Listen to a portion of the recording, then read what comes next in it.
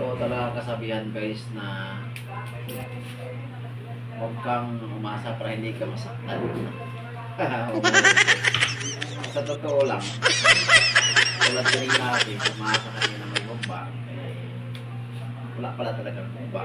Kaya totoo yung sinabi nila na huwag kang umasa para hindi ka masasaktan. Kaya turuan ko pala kayo guys kung paano ito, mura pa. Ito lang ito magtali. Lapit mo nga din. Ganyan. O. Susukin nyo. Basta yung mga mura pa. Ganyan. Yan. Kaya para hindi ka masaktan, huwag kang umasa.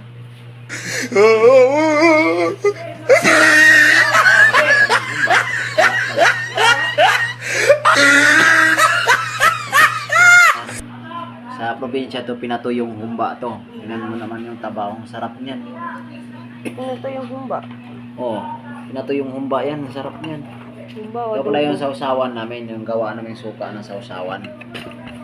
Ang sarap nito guys, pinato yung humba. Pwede ba tawag toyo? Kulang tuyo to eh. Hindi ba? Ang kanang sasawa na to. Pwede. Ano to?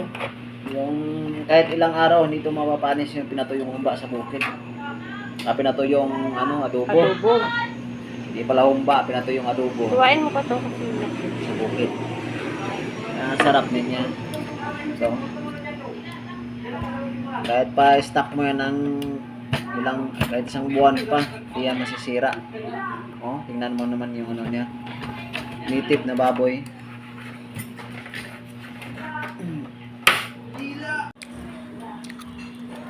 Guys, tayo na. Pangalawang kain. Pangalawang tanghalian. Ang sarap niyan guys. Malasang malasa siya. Iba siya sa adobo dito. Nunusot yung lasa niya.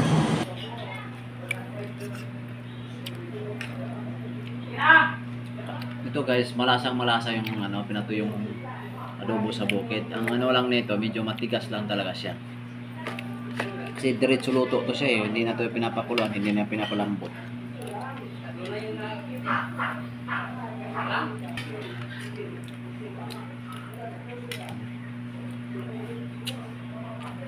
Sarap, kain na din guys, kain. Pangalawang tanghalian. Merindan to. Ubos, Tutong na lang ang kain. sila. Simot pa. Dalawa lang kami ng kumain. Merinda, kanin. Alas 3 na, merinda kanin. Simot na.